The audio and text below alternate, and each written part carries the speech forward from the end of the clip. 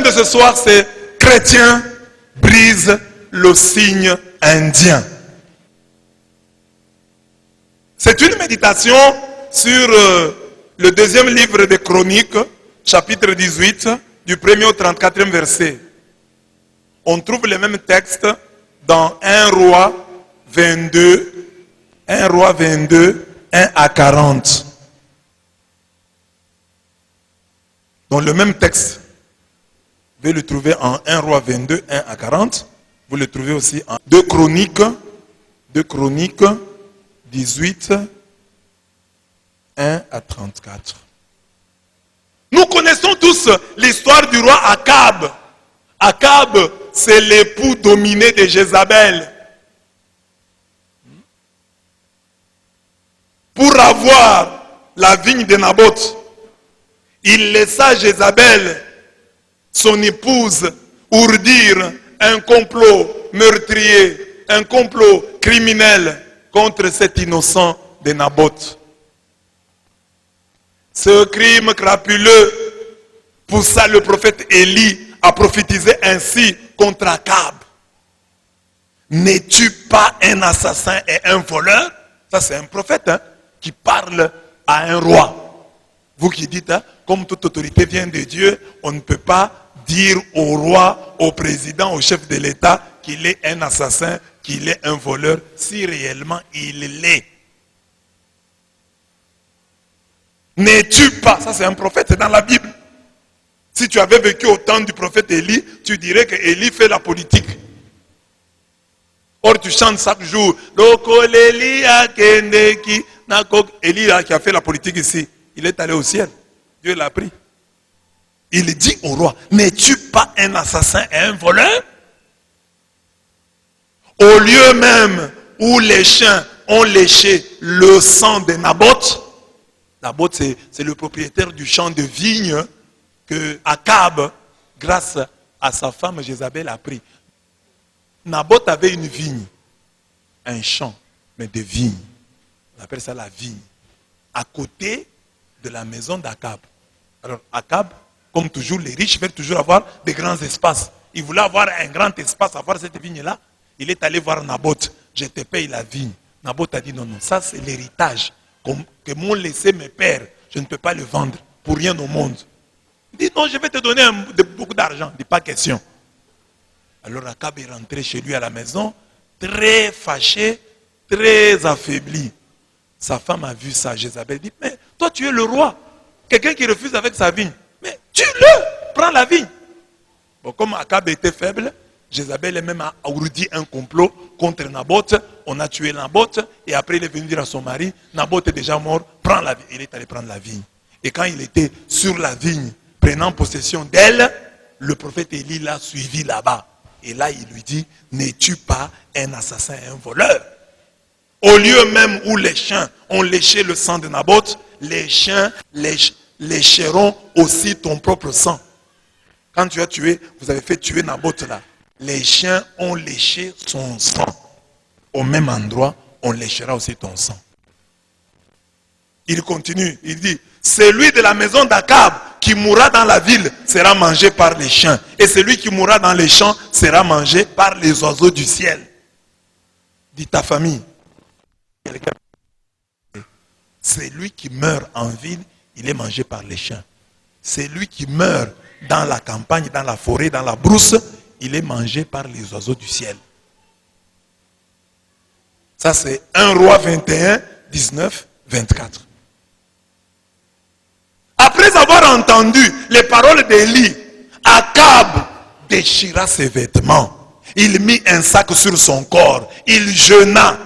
Il couchait avec ce sac et il marchait lentement. Et la parole de l'Éternel fut adressée à Élie, le Tishbite, en ces mots. As-tu vu comment Akab s'est humilié devant moi? Parce qu'il s'est humilié devant moi, je ne ferai pas venir le malheur pendant sa vie. Ce sera pendant la vie de son fils que je ferai venir le malheur sur sa maison. 1 Roi 21, 27 à 29.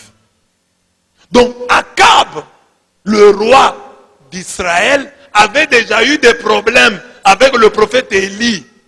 Il avait fait tuer quelqu'un. et avait pris possession de sa vigne. Et le prophète lui avait annoncé une mort ignominieuse, une mort honteuse à lui, à Jézabel et aux membres de sa famille.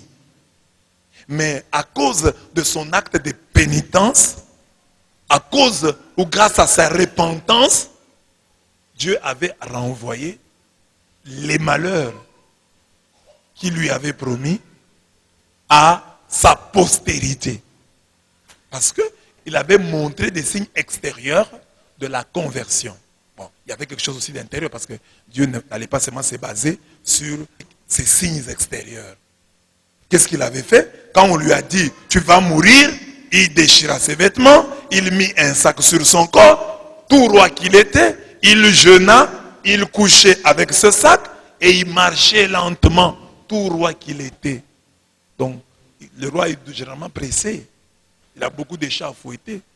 Mais il jeûna en disant, à partir d'aujourd'hui, je vais commencer à marcher lentement. En signe de pénitence. Et marcher lentement.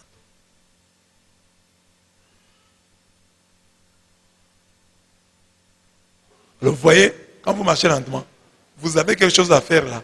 La chose est là-bas. Mais vous n'y allez pas vite. Vous vous maîtrisez. Il avait pris l'action de faire ça. Et Dieu était content de ce geste. Parce qu'il a dit à Élie, son prophète, as-tu vu comment Akab s'est humilié devant moi? Pour ce qu'il a fait, je ne veux plus les punir. Dieu est miséricordieux. Amen. Dans l'enseignement de ce jour, nous montrons comment nous sommes rattrapés par le signe indien, par le mauvais sort. Le signe indien, c'est quoi? Le signe indien, à vaincre, à briser, c'est le mauvais sort.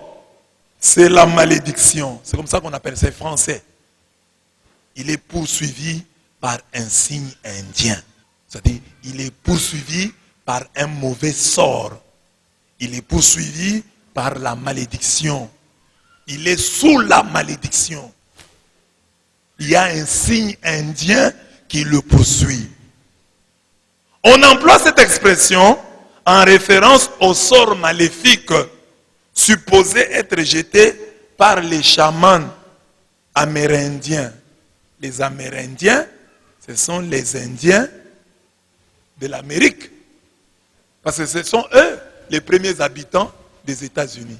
Ce sont les autochtones des États-Unis. Ce qu'on appelle les Amérindiens. Alors, avant, ceux qui occupent maintenant les États-Unis, l'Amérique du Nord, ce sont les Européens qui sont venus habiter là-bas. Mais les autochtones des États-Unis, ce sont les Amérindiens. Alors, ces gens-là, comme vous savez vous tous, les Indiens sont réputés magiciens, non?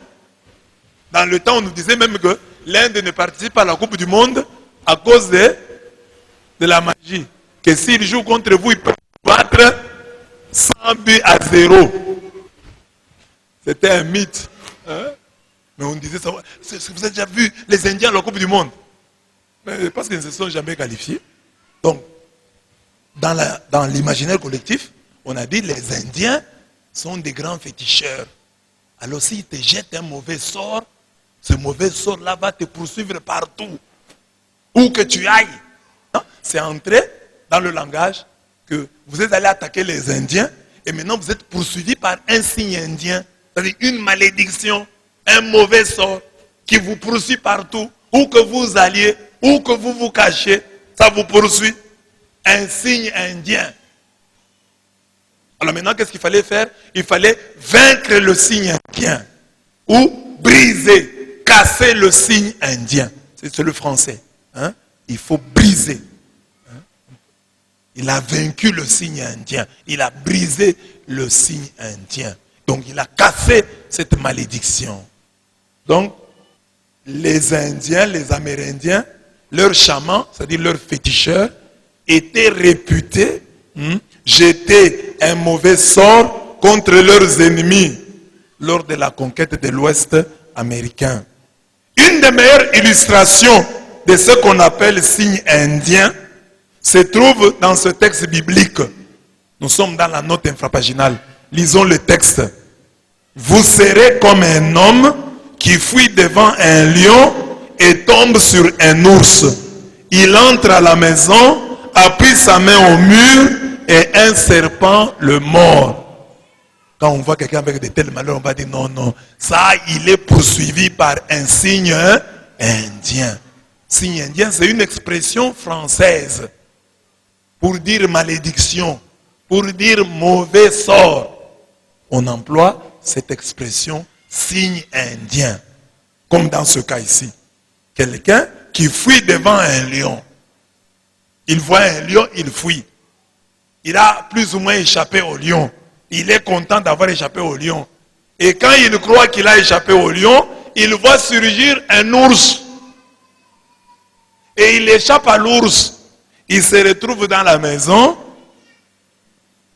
Il met sa main au mur et un serpent le mord. Il dit non, non, non, non. Cet homme est poursuivi par un signe indien.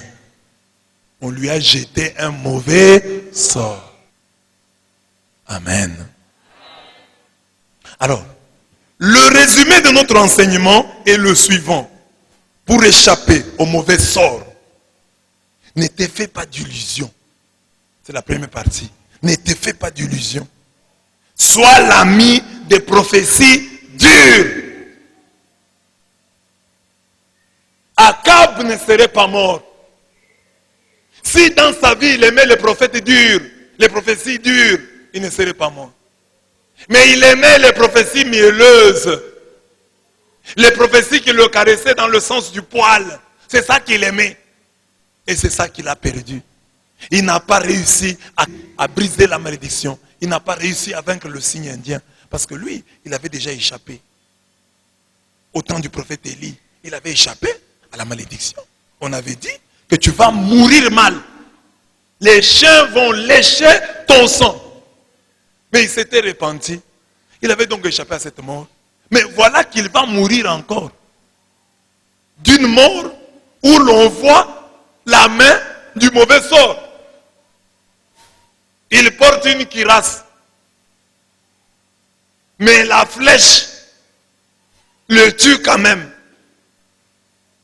En pénétrant par le défaut de la cuirasse. Étonnant. Parce qu'un homme qui meurt dans ces conditions, dit non, non, non, en tout cas, il est poursuivi par un signe indien. Il s'est déguisé. Il a porté une cuirasse. C'est-à-dire une veste en fer. Malgré ça, la flèche l'a quand même atteint et il est mort. Donc l'enseignement n'a que deux parties. Première partie, ne te fais pas d'illusions.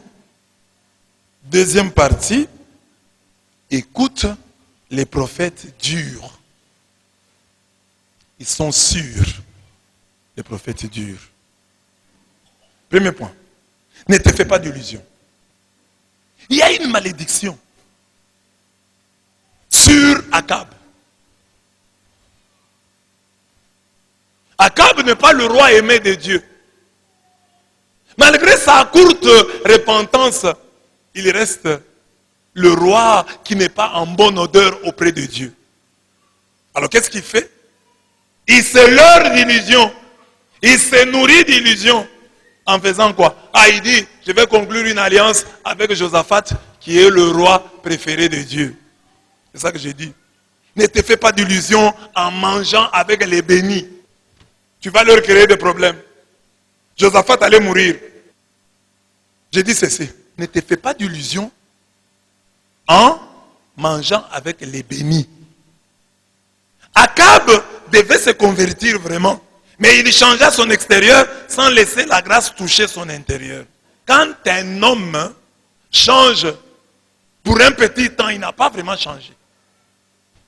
Le vrai changement est non seulement intérieur, mais le vrai changement dure aussi. Il reste attaché à votre vie, à votre cœur, à votre esprit, à votre âme. Les changements de 3 jours, de 4 jours, de 5 jours ne sont pas des vrais changements. Akab, quand on lui a dit, les chiens vont lécher ton sang, à l'endroit même où ils ont léché le sang de Naboth, il a regretté. Il a produit des fruits dignes de la repentance. Mais il ne s'est pas réellement converti, parce qu'après, il est revenu à ses vomissures. Alors maintenant, il croit que en vivant, en mangeant avec les hommes bénis, il sera aussi béni. Qu'est-ce qu'il fait ici? Il se rapprocha de Josaphat, roi de Juda, et immola quantité de moutons et de bœufs pour lui et sa suite, afin de l'inciter à attaquer Ramoth de Galade. Donc, pourquoi il lui a offert tout ce repas? C'est pour l'inciter. Que je ne puisse pas aller en guerre seul. Allons ensemble. Toi, tu as une grâce que moi, je n'ai pas. Toi, je vois que Dieu t'est béni.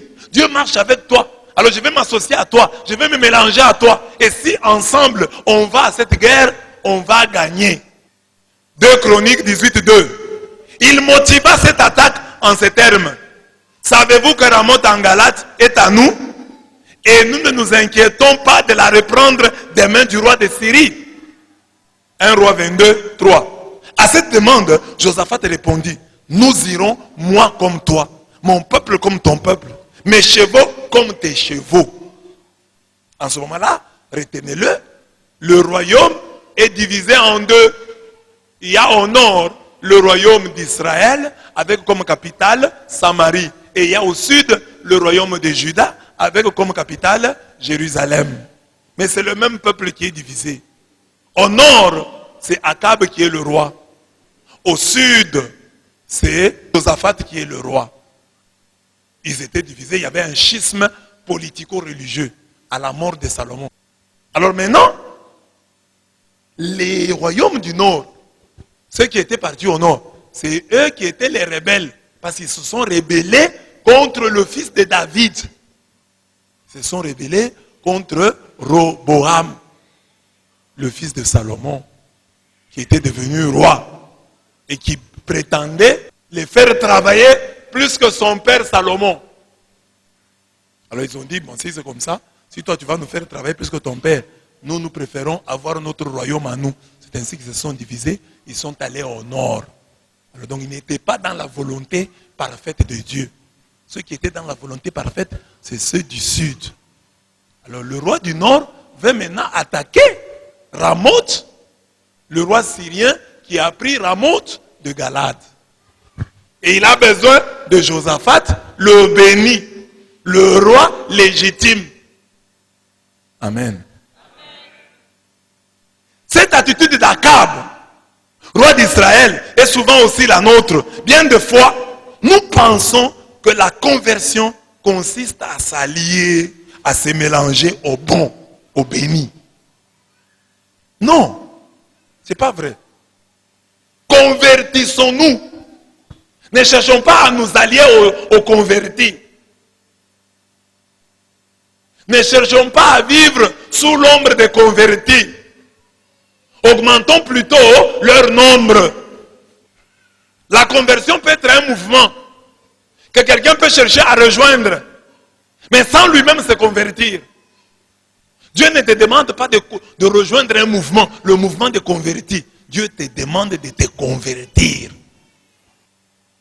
Bien entendu, mes bien-aimés, aider les bénis, aider les alliés de Dieu est source de bénédiction, conformément à ses paroles. Je bénirai celui qui te bénira, je maudirai celui qui te maudira. Genèse 12:2. Celui qui accueille un prophète en sa qualité de prophète recevra une récompense de prophète. Celui qui accueille un juste en sa qualité de juste recevra une récompense de juste. Mais ce n'est pas ce que Akab fait. Akab n'aide pas un prophète. Akab n'aide pas un juste. Akab a un autre objectif. Il dit, je me mélange, je m'allie à lui pour le succès, pour profiter de sa grâce. Simplement. Sans pour autant me convertir. Aider les bénis, les alliés, est une bonne chose. mais s'allier, se mélanger à eux pour sucer ce qu'ils ont est improductif. Souvenons-nous de Simon, le magicien, qui voulait payer le Saint-Esprit à prix d'argent. Il a vu le Saint-Esprit à l'œuvre et il est venu avec l'argent. Il voulait donner à Simon-Pierre. Simon-Pierre, prends un peu cet argent, donnez-moi aussi le Saint-Esprit. Simon lui a dit quoi? Lisons ensemble. Que ton argent périsse avec toi, puisque tu as cru que le don de Dieu s'acquérait à prix d'argent. Il n'y a pour toi ni part ni lot dans cette affaire, car ton cœur n'est pas droit devant Dieu. Répands-toi. Répands-toi donc de ta méchanceté et prie le Seigneur pour que la pensée de ton cœur te soit pardonnée s'il est possible. Car je vois que tu es dans un fiel amer et dans les liens de l'iniquité. Acte 9, 20 à 23. Au lieu de nous cacher dans l'ombre des convertis, augmentons leur nombre. Amen. Il y a des gens qui voient les gens prier vendredi, qui voient les gens jeûner vendredi, qui s'allient à eux. Moi aussi je vais aller là-bas, il y a un mouvement, chaque vendredi, à la place universitaire, il y a prière et jeûne, je vais aussi là-bas. Mais sans te convertir, tu ne seras pas béni pour autant. Tu ne seras béni que lorsque tu ouvriras ton cœur à Dieu. C'est ce qu'on dit à Simon. Le don de Dieu ne peut pas s'acquérir à prix d'argent. Il n'y a pour toi, tant que tu ne t'es pas encore converti, il n'y a pour toi ni part ni lot dans cette affaire. Car ton cœur n'est pas droit devant Dieu. Ton cœur doit être droit devant Dieu. Répands-toi donc de ta méchanceté et prie le Seigneur pour que la pensée de ton cœur te soit pardonnée. Tu as de mauvaises pensées. Tu ne t'es pas converti. Tu as d'autres motivations. Oh, je vais être à côté de l'abbé Blaise. Oh, je vais être à côté de cette communauté. Oh, je vais... C'est pas ça, se convertir. Je vois que la paroisse universitaire organise la procession au Saint-Sacrement. Alors je vais aller là-bas pour être aussi de la partie. Oh, la paroisse universitaire, ils mettent les photos sur Facebook. Je vais aussi entrer. Comme ça, on va me poster aussi. On va mettre ma photo sur Facebook. C'est pas ça la conversion. Je demande à tous ceux qui sont venus à la paroisse maintenant. Je demande aux anciens. Dans cette paroisse, quel est ton apport? Qu'est-ce qui se fait dans cette paroisse et dont tu peux dire j'y ai contribué, pas en termes d'argent, en termes de spiritualité. Si dans cette paroisse les gens prient, j'y suis pour quelque chose. Si dans cette paroisse les gens font ceci, j'y suis pour que j'ai aussi apporté du mien. En quoi est-ce que toi, tu impactes la paroisse? Parce que ta conversion devrait impacter la paroisse. On devait dire, avec lui, voilà ce que la paroisse a eu. Mais nous sommes là. On vient à l'église, on danse un peu, on crie un peu, on saute un peu. Mais on ne se convertit pas. On se mélange. Que je sois seulement avec eux, même si je ne change pas. Je sois seulement avec eux, même si mon cœur ne se convertit pas. Que je sois seulement avec eux, même si en étant dans la communauté, je me pervertis. J'étais bon, mais je commence à devenir mauvais. Si tu t'associes à Josaphat, cher Akab, que ce soit pour te convertir. Tu as vu que Akab est béni. Alors demande à Akab, quel est le secret de ta bénédiction? Akab te dit non, moi je crains Dieu. Moi je suis pieux. Moi, je respecte la parole des prophètes qui me disent la vérité. Je ne raconte pas n'importe quoi sur les prophètes et les hommes de Dieu. Ça, la conversion. Alors, si tu te fais des illusions, parce que dans l'ancien temps, il y avait des illusions comme ça. Vous savez qu'en Europe, les cimetières, par exemple, paroissiaux, sont construits juste à côté des églises. Pourquoi?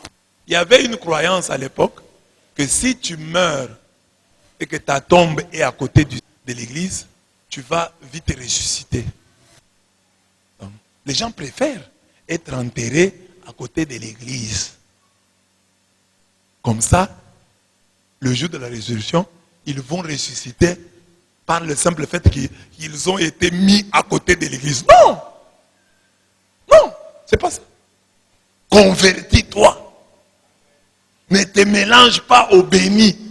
Ne te mélange pas aux convertis. Convertis-toi.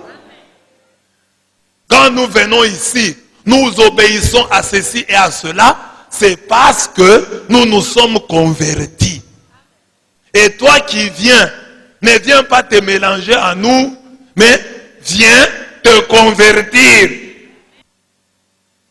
Et comme je l'ai dit ici, j'ai dit la conversion commence d'abord, avant de toucher au comportement, la conversion touche d'abord les raisonnements. Quand tu viens à l'église, quand bien même tu n'as pas la force de faire ceci ou de faire cela, aie au moins la force de reconnaître que ce qu'on te demande là est juste et bon. Et que ce que tu faisais là était mauvais. Ce que tu fais là est mauvais. Et que tu dois prendre maintenant le bon chemin. Au moins au niveau du raisonnement, savoir que dans ma vie passée, je volais. Jusqu'hier, je volais. Mais quand je suis venu à l'église, on m'a montré que c'est mauvais. Je n'ai pas encore la force d'abandonner le vol, mais je reconnais que c'est mauvais. Je n'ai pas encore la force d'abandonner tel péché, mais je reconnais que c'est mauvais. Si on condamne ça, je vais aussi condamner avec vous. Je vais dire avec vous, oui, oui, c'est mauvais. Voler, ce n'est pas bon. Même voler l'argent de ton père. Même voler l'argent de ton mari. Ce n'est pas bon. Il faut accepter ça. Même l'argent du pays, ce n'est pas bon. Parce que des gens disent, non, quand je prends l'argent du pays, je ne vole pas. C'est du vol. Au moins au niveau du raisonnement. Injurier les gens, c'est mauvais. Même si tu n'as pas la force de ne pas injurier les gens. Mais accepter que c'est mauvais, c'est déjà le début de conversion. Je trouve que c'est mauvais. Manquer du respect aux grandes personnes, c'est mauvais. Savoir d'abord ça. Même si tu le fais, commettre l'adultère, c'est mauvais. Connaître la fornication, c'est mauvais. Au moins accepter ça avant que ça touche le comportement, que ça touche et que ça convainque d'abord le raisonnement. La corruption est une mauvaise chose. La prostitution est une mauvaise chose. L'orgueil est une mauvaise chose. L'égoïsme est une mauvaise chose. Sortir avec le mari d'autrui, c'est une mauvaise chose. Être infidèle à son mari est une mauvaise chose. Acceptez ça. Être soumise à son mari est une bonne chose. Aimer sa femme est une bonne chose. Il faut accepter ça. Même si tu n'as pas la force d'aimer ta femme, même si tu n'as pas la force de te soumettre à ton mari, mais au moins l'accepter sur le plan du raisonnement, dire c'est juste et bon. C'est ça que nous disons dans la prière eucharistique. Dans la préface. Il est juste et bon. Même si il nous arrive de ne pas rendre grâce, mais il est juste et bon de lui rendre grâce. Il est juste et bon d'aider les pauvres. Il est juste et bon de prier. Il est juste et bon d'être honnête. Il est juste et bon d'être pur. Il est juste et bon d'être respectueux. Il est juste et bon. Et c'est ça l'apport de la foi. Quand les chrétiens, nous serons capables de ça, nous attirerons aussi beaucoup de gens vers nous. Parce que nous regarderons et disons, bon, lui, il peut être faible. Sur le plan du comportement, il a encore des problèmes. Mais sur le plan du raisonnement, Dieu a déjà renouvelé son intelligence. Il ne réfléchit plus comme nous. Donc, en cas de péché, qu'est-ce que lui va faire? Il va vite reconnaître, oui, j'ai mal agi, oui, j'ai mal parlé, oui, j'ai manqué du respect, j'ai tort. Mais quelqu'un qui est chrétien, qui n'aime pas qu'on lui fasse la remarque, qui n'aime pas qu'on lui dise la vérité, il n'est pas converti. C'est ça que nous sommes en train de prêcher ici. Amen. Donc, ne crois pas que parce que tu pries dans telle église, tu t'es mélangé. Cette église-là peut avoir des saints en son sein. Mais ne pense pas que parce qu'il y a des saints au sein de cette église, que toi aussi tu es devenu saint. Parce que tu t'es mélangé à eux. Non! Deviens saint.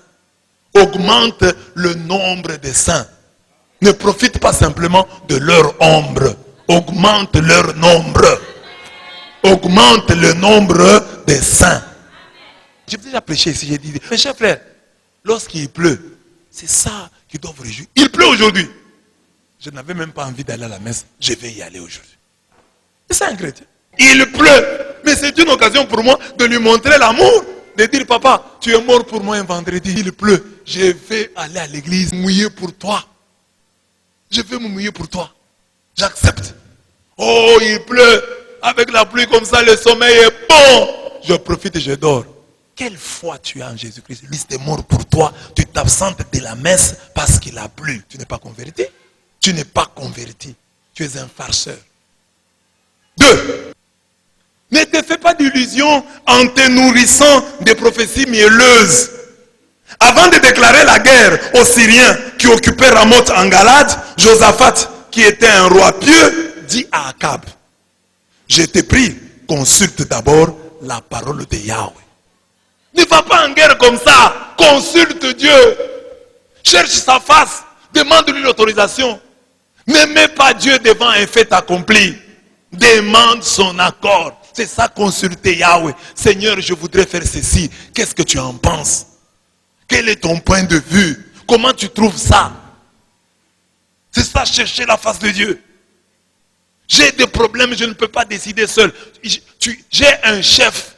Tu es mon roi. Et un roi, on le consulte. Un roi, on lui demande la permission. On ne lui donne pas l'information. Seigneur, je commence déjà à vendre les cacahuètes. Non. Demande-lui, Seigneur, j'ai eu l'argent. Quelque chose me dit de vendre des cacahuètes. Qu'est-ce que tu en penses? Donne-moi ton avis. Je n'irai pas acheter les cacahuètes à vendre sans ton accord, sans ta permission.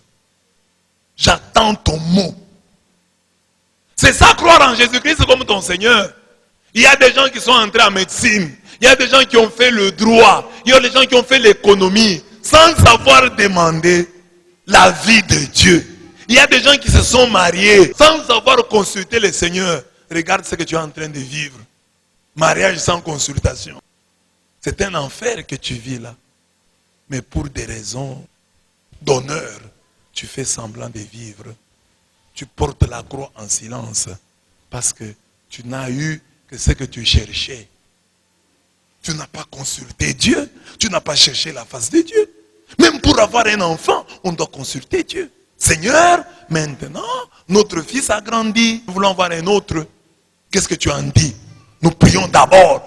Et l'enfant vient. Nous l'avons demandé au Seigneur.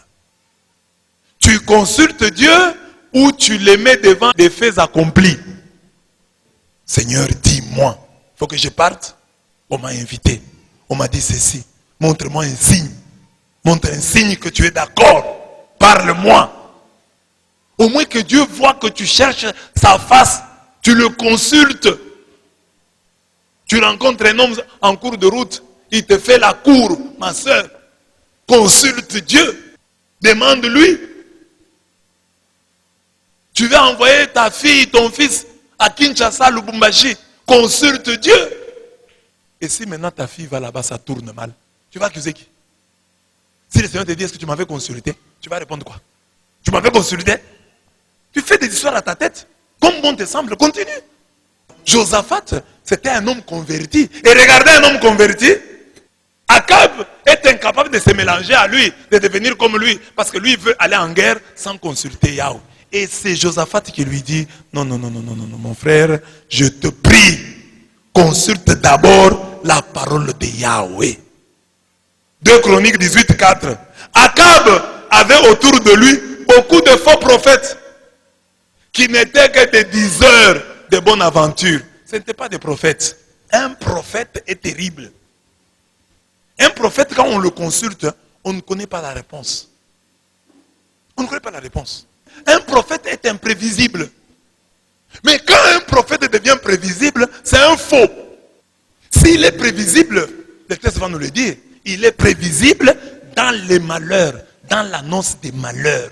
C'est ça la spécialité d'un prophète. Il va toujours dire de mauvaises choses. Parce que l'homme est mauvais. Parce que l'homme est pécheur. Alors, Josaphat va rassembler ses prophètes au nombre de 400 et leur demanda, devons-nous aller attaquer Ramoth de Galade ou dois-je y renoncer? Il dit, devons-nous ou dois-je y renoncer? C'est moi le chef. Devons-nous attaquer, parce que nous allons ensemble, Où dois-je y renoncer, moi, le chef? Ils répondirent, monte, Dieu la livrera aux mains du roi. 2 Chroniques 18, 5 dit, vas-y, Dieu est avec toi.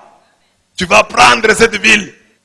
Mais Josaphat, qui avait un sens, donc les prophètes disent à Akab que non, ça va aller, victoire, victoire. Mais Josaphat qui avait un sens aigu de la foi. Parce que quand tu es chrétien, je l'ai déjà dit, même quand tu ne vois pas, même quand tu n'entends pas, un chrétien a une sensibilité. Quand il ne voit pas, quand il n'entend pas, le chrétien sent. Et Josaphat sent que ça sent mauvais. Il sent qu'il y a du toc et du roussi. Il sent que non, il y a du mensonge ici. Il y a le diable ici. Qu'est-ce qu'il dit? Josaphat, qui avait un sens aigu de la foi, sentit le toc et le roussi cachés dans cette douce prophétie. Et il dit à Akab, son homologue, il n'y a-t-il donc ici aucun prophète de Yahweh par qui nous puissions le consulter? Mais il était roi, mais il avait cette sensibilité. Il dit non, non, non. Ces gens ne sont pas des prophètes de l'Éternel. Est-ce qu'il n'y a-t-il pas un prophète de l'Éternel que nous puissions consulter? Akab, le roi d'Israël, répondit à Josaphat, le roi de Juda. Qu'est-ce qu'il lui dit? Il y a encore un homme par qui on peut consulter Yahweh. Mais je le hais. Je ne l'aime pas. Car il ne prophétise jamais le bien en mon sujet, mais toujours du mal. C'est Miché, fils de Yimla. Le fils de Yimla. Lui ne dit que de mauvaises choses. 2 Chroniques 18, 7. Il y a un prophète de l'Éternel. Mais j'aime ceci, les 400 ici. Ils sont unanimes. Quand ils doivent m'annoncer, ils ne m'annoncent que de bonnes choses. Ils ne me caressent que dans le sens du poil. Ce sont mes fanatiques. Ce sont mes partisans. La différence entre Akab et Josaphat saute aux yeux lorsque ce dernier dit au premier que le roi ne parle pas ainsi.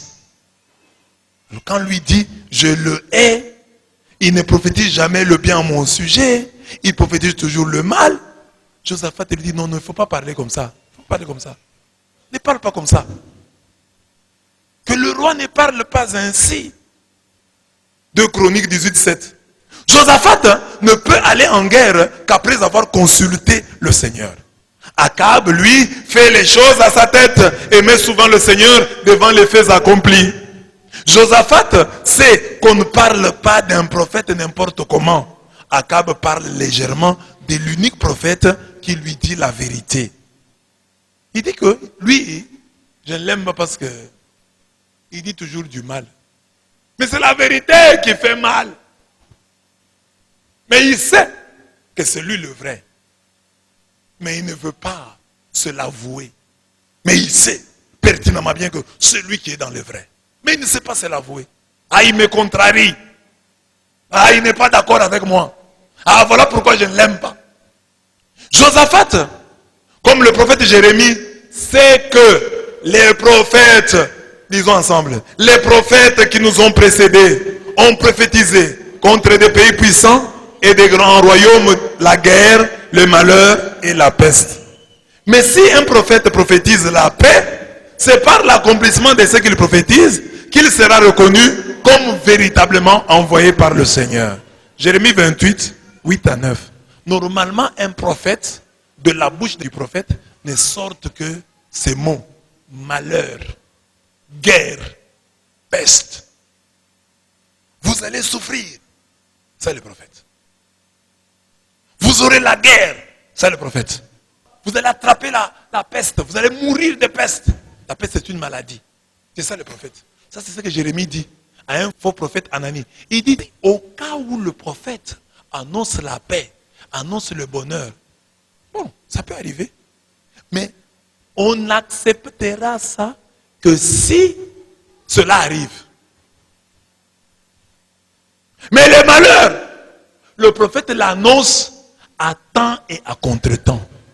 La peste à temps et à contre-temps. La guerre à temps et à contre-temps. Pourquoi? Parce que l'homme est mauvais. Et Dieu, parlant à cet homme qui est mauvais, ne va pas lui parler de la paix alors que l'homme prépare la guerre. Mais regardez les prophètes que nous avons souvent. Ce sont des prophètes toujours des diseurs de bonne aventure. On me montre que tu seras grand, on me montre que tu seras élevé, tu iras de l'avant, tu réussiras. C'est ça les prophéties d'aujourd'hui. Même nous n'aimons pas un prophète qui dit le malheur, qui annonce la guerre, qui annonce la peste. Nous n'aimons pas. Nous n'aimons pas. Nous avons l'esprit d'Akab.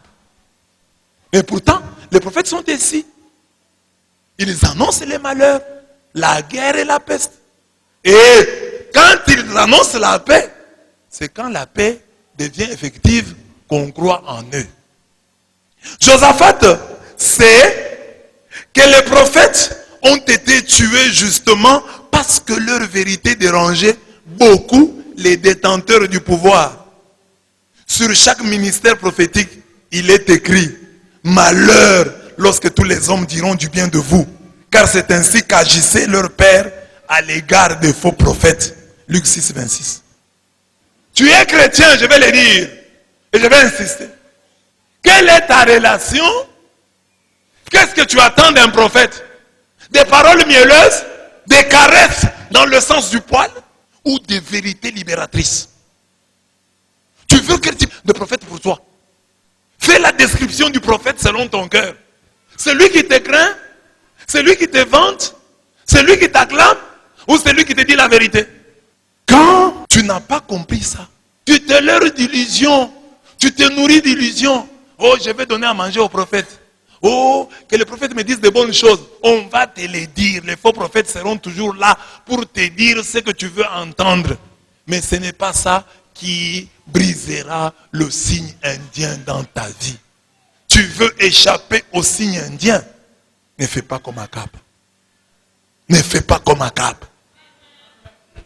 Ne nous nourrissons pas des prophéties mielleuses. Même si les prophètes mielleux sont plus nombreux que les prophètes véritables. 400 contre 1. Autant d'Élie, 450 contre 1. Autant de Michel, 400 contre 1. L'épreuve, hein, pour savoir que tu es un bon prophète. Va d'abord chez le prophète avec un problème. Première fois, deuxième fois, troisième fois. Tu amènes les problèmes chez le prophète. Et chaque jour, il te donne raison. C'est un faux. Il ne va pas t'aider. Un prophète, quand tu viens, oh, monsieur l'abbé, j'ai un problème avec mon mari, voilà ce que j'ai fait.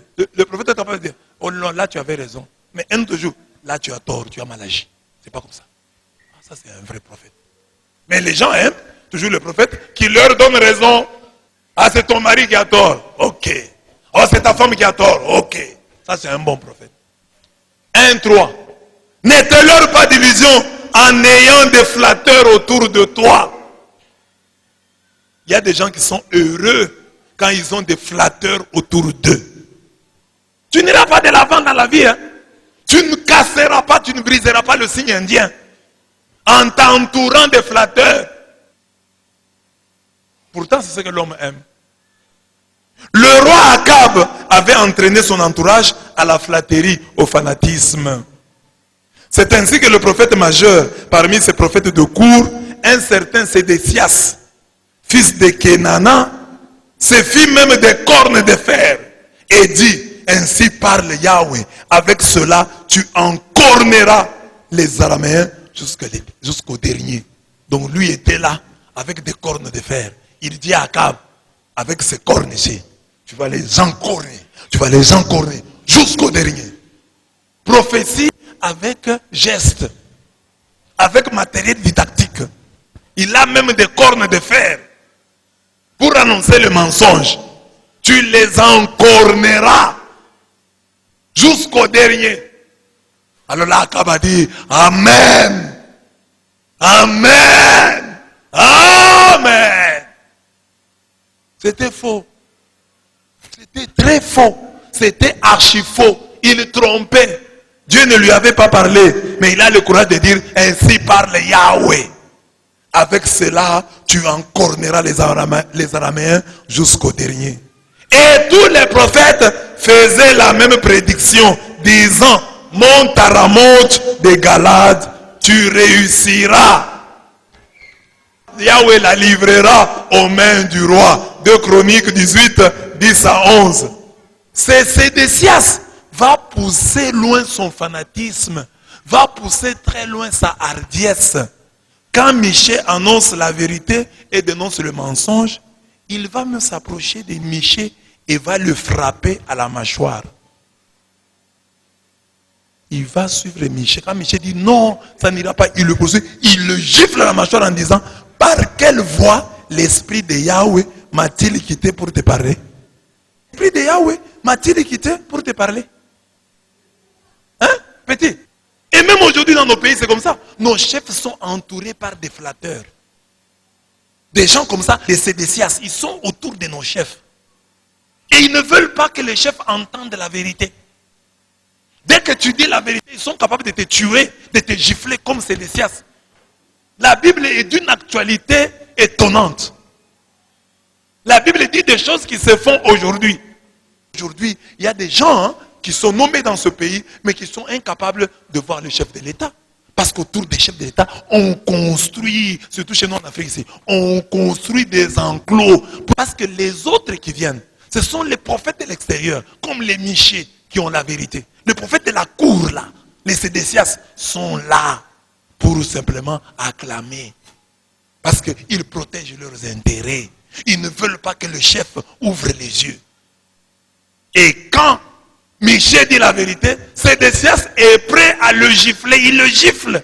Il dit par quelle voie? Toi, tu vas donner le conseil au roi? Le Saint-Esprit m'a quitté pour te parler à toi. Par quelle voie? Le Saint-Esprit est sorti par où? Par le nez, les yeux. Par quelle voie? Dis-moi. Parce que moi, je sens qu'il est en moi. Il me parle encore.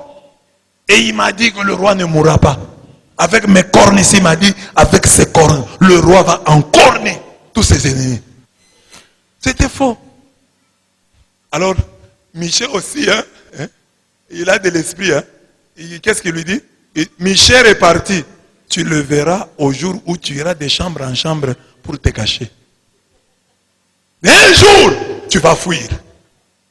Aujourd'hui, tu dis, par quelle voie l'esprit m'a quitté pour te parler? Tu le verras au jour où tu vas commencer à courir de chambre en chambre pour te cacher.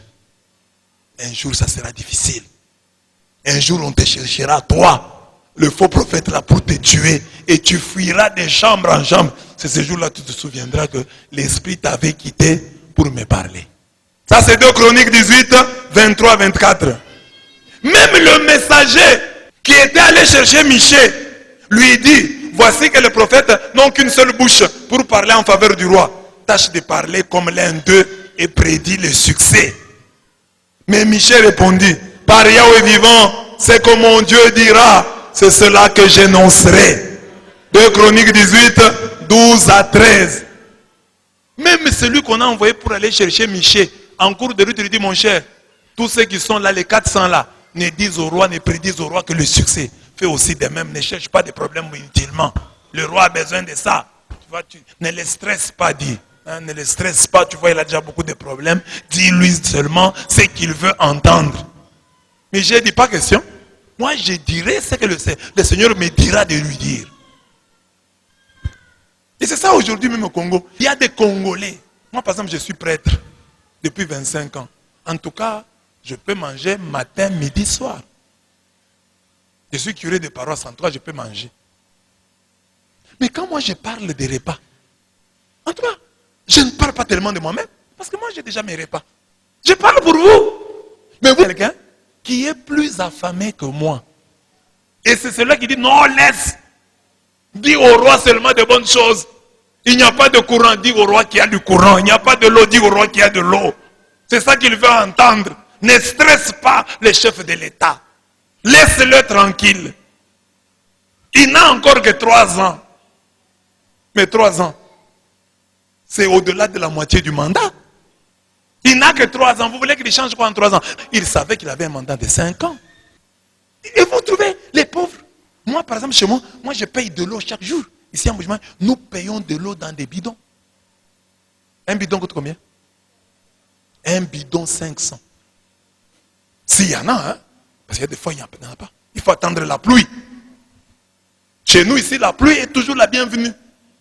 Même si après, elle crée des désastres, mais nous l'acceptons quand même. Pour avoir de l'eau. Nous payons de l'eau. Ça fait des années que de notre côté ici, l'eau ne coule pas au robinet. Moi, ça fait 7 ans que je suis ici. Je suis rentré de l'Europe 7 ans. Je n'ai jamais vu l'eau couler de mon robinet. Donc j'achète de l'eau depuis 7 ans. Pour me laver, je paye de l'eau. Pour boire, je paye de l'eau. Pour nettoyer les assiettes, les habits, l'eau est toujours payée. Tout, nous payons de l'eau. Qu'on nous amène, hein, c'est l'eau de la rivière. Amen. Bon, maintenant, moi quand même, je paye de l'eau. Mais je plaide pour toi. Alors, on plaide pour vous. Moi, je peux payer de l'eau. 500 francs, je ne sens rien. 500 francs, je ne sens rien. Mais toi, tu n'as pas... Je plaide pour toi. Ah, mais ça l'avait laissé. Il est même prêt à me gifler. C'est des sias. Mais moi, je plaide pour toi. Moi, chez moi, j'ai un groupe électrogène. Quand il y a coupure de courant, je peux allumer le groupe du matin au soir. Je peux allumer. Mais quand je plaide pour le courant, c'est pour toi. Parce que moi, j'ai un groupe électrogène. Ah, par quelle voie? Conseiller, c'est des sias, prophète de la cour. Par quelle voie? Le prophète lui répond. Tu le verras au jour où tu iras de chambre en chambre pour te cacher.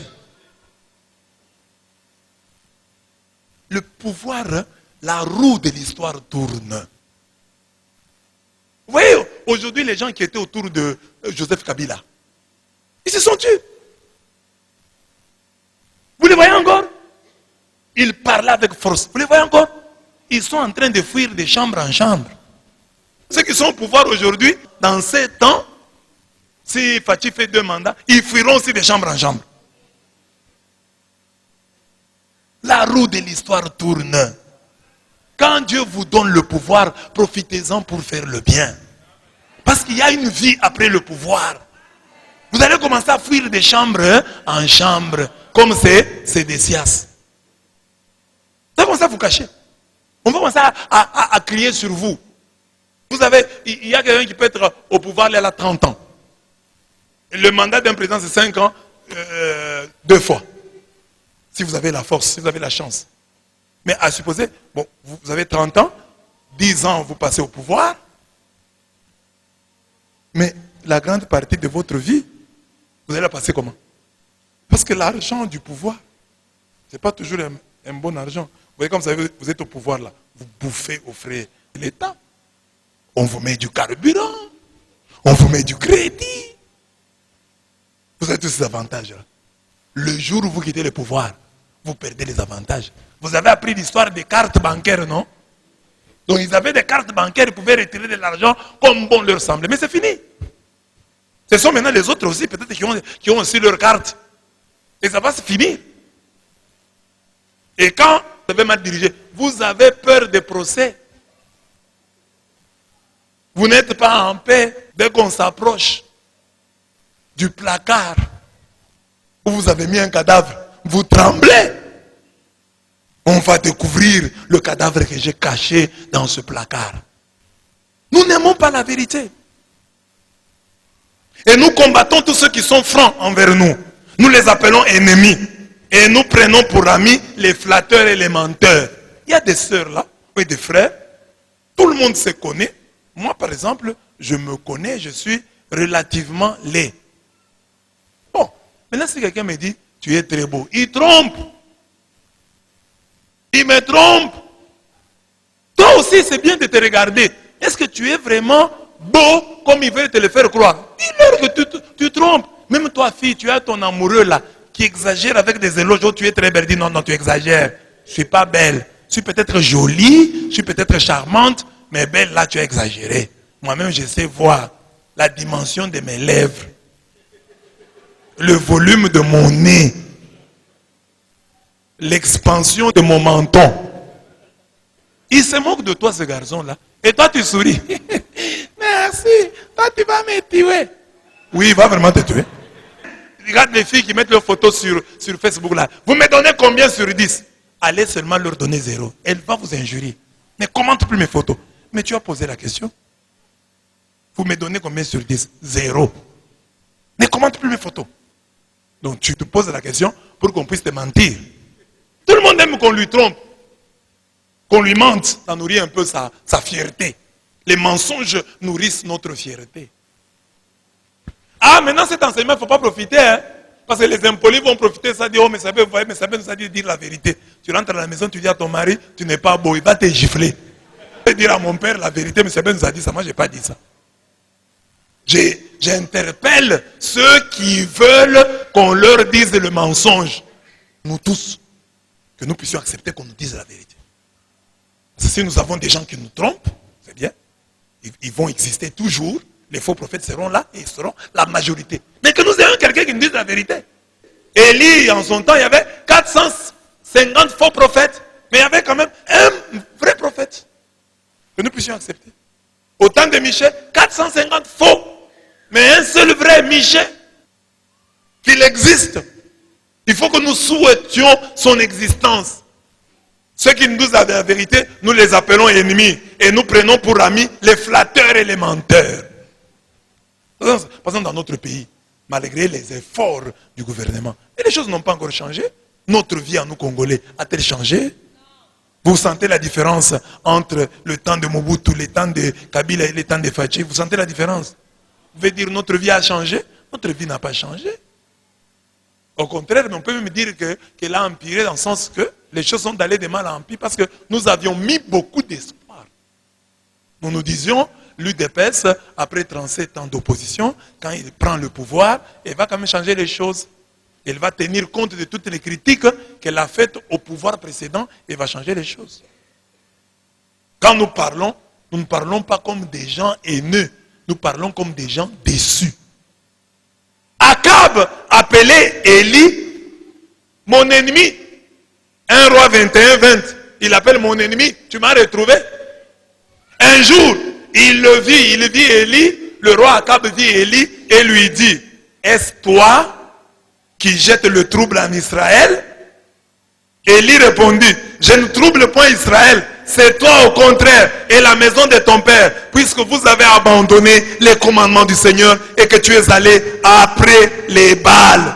1 roi 18, 17 à 18. Donc, Akab croit que c'est Élie qui trouble. Mais Élie lui dit, c'est pas moi, c'est toi qui trouble Israël. Parce que tu as abandonné les commandements du Seigneur et que tu t'es allié au Baal, au Dieu païen. On voit qu'Akab n'avait changé que superficiellement. Car les problèmes qu'il avait eu avec Élie, il les a maintenant avec Michée. Ne t'avais-je pas dit qu'il prophétisait pour moi, non le bien, mais le mal. Donc, Akab a eu des problèmes avec Élie. Akab a encore des problèmes avec Michée. Akab n'aime pas qu'on lui dise la vérité. C'est l'interprétation de chacun de nous. Avec quel prophète tu vas bien vivre? Tu ne vis bien qu'avec les prophètes qui te trompent. Tu es incapable de bien vivre avec les prophètes qui te disent la vérité. C'est le lieu de nous poser des questions sur le type d'homme de Dieu que nous aimons. Aux Galates, Paul demandait, suis-je devenu votre ennemi en vous disant la vérité? Galates 4, 16. Suis-je devenu votre ennemi en vous disant la vérité? Le même Paul dit qu'un des signes de la fin des temps, c'est justement la nausée humaine face à la vérité. Lisons ensemble. Il viendra un temps où les hommes ne supporteront pas la saine doctrine, mais ayant la démangeaison d'entendre des choses agréables, ils se donneront une foule de docteurs selon leurs propres désirs. 2 Timothée 4, 3. Les gens vont se donner une foule de docteurs selon leurs propres désirs. Parce qu'ils auront la démangeaison d'entendre des choses agréables. Ah, cet enseignement, il n'y avait que des condamnations.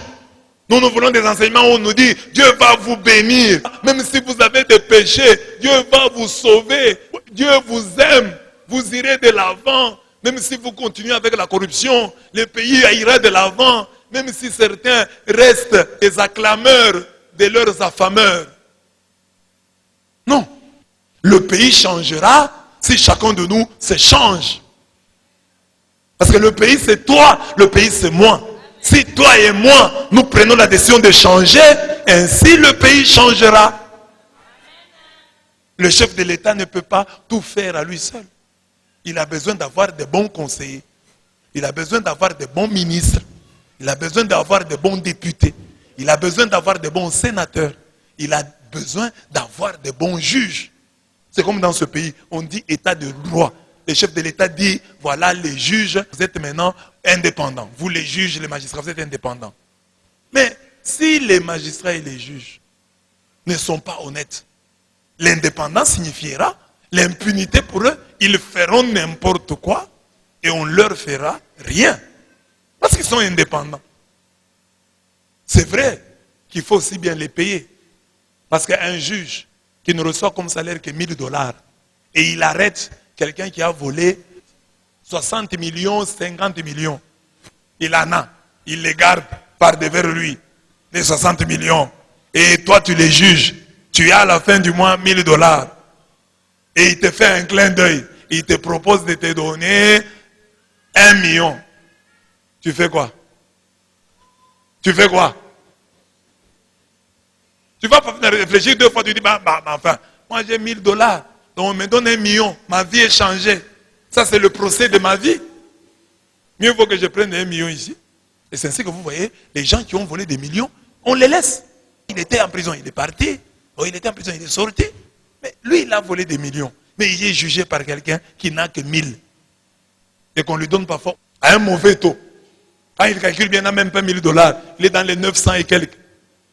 Et il juge quelqu'un qui a volé des millions, qui les garde par devers lui. Et la tentation est forte. Hein? Donc changeons et le pays changera. Notre conversion se mesure en fonction de la bonne relation que nous avons avec la vérité. Ne sont vraiment convertis que ceux qui sont en accord avec la vérité et en désaccord avec le mensonge. Ce n'est pas pour rien que Jésus est la vérité, Jean 14, 6, et que le diable est menteur et père du mensonge, Jean 8, 44. Amen. Amen. Donc, n'est véritablement converti que celui qui a une bonne relation avec la vérité. N'est véritablement converti que celui qui est capable d'accepter une remarque et de s'amender. C'est cela qui est converti. La conversion pour nous les chrétiens, ce n'est pas que du jour au lendemain, nous soyons sans faute. Non. Nous sommes des pécheurs. Ce qu'on attend d'un pécheur, c'est qu'il soit prêt à accepter la remarque. Qu'il soit prêt à reconnaître sa faillibilité, son imperfection. Mieux, sa capacité à devenir parfait. Sa perfectibilité, c'est ça.